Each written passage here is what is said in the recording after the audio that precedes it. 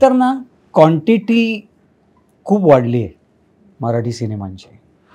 अर्थात त्याच्यामुळे चित्रपट व्यवसायाला रोजगार मिळाला आहे वगैरे हे सगळं मान्य आहे.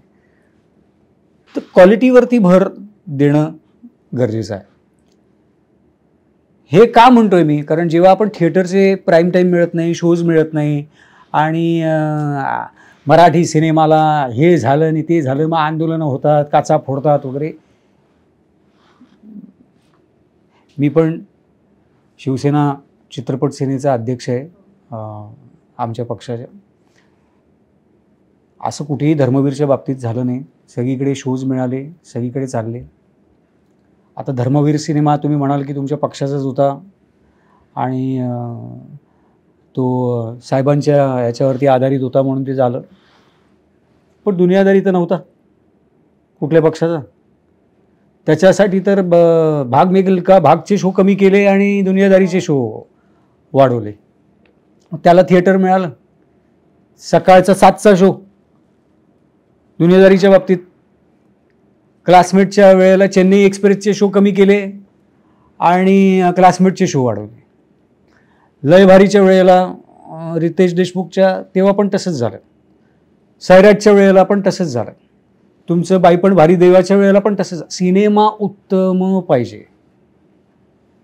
बेसिक जेव्हा मी त्या थिएटर मालकांशी ही चर्चा केली या संदर्भात, असं नाही की मी चर्चा केली नाही, त्यांनी एवढंच सांगितलं की हमारा जो है ना वो समोसे के ऊपर सब चलता है, क्योंकि हमारा मेंटेनेंस जो है वो निकलना चाहिए, क्योंकि हम लोग 350 रुपया 500 रुपया टिकट मराठी फिल्म के लिए नहीं लगा सकते और वो ये नहीं होता है, हमें अलाउ भी नहीं है.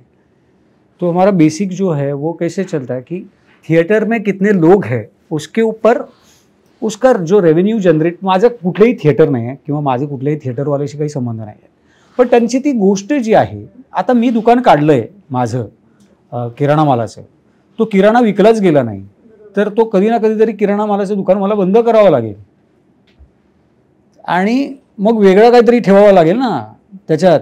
जर का लिमलेटच्या गोळ्या आणि हे विकलं जात नसेल तर मला अजून काहीतरी वेगळं ठेवावं लागेल. तसंच आहे.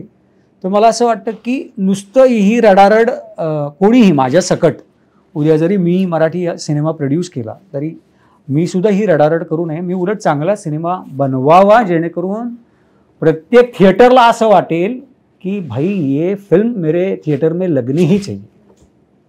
आणि हे जेव्हा होईल ना, एक तर आपण मुंबईत राहतो, आपण ऑलरेडी इतके डिवाइड झाले आहोत की आपला प्रेक्षक एक तर चोखंदळ आहे, तो इतका हुशार आहे, तो सहजासहजी थिएटरकडे येत नाही. त्याला थिएटरकडे आणण्यासाठी एक तर तुम्हाला जादू करावी लागते.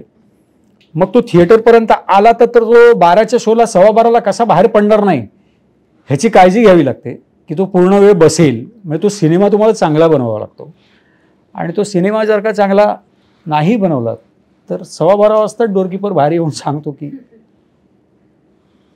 त्यामुळे सिनेमा चांगला असेल तर मला नाही वाटत की शो आणि कोणाचा सिनेमा काय आणि त्याला शो मिळत नाही असं जर का होत असेल तर चुकीचं आहे. ही ओरड तितकीशी मला वैयक्तिक पटत नाही.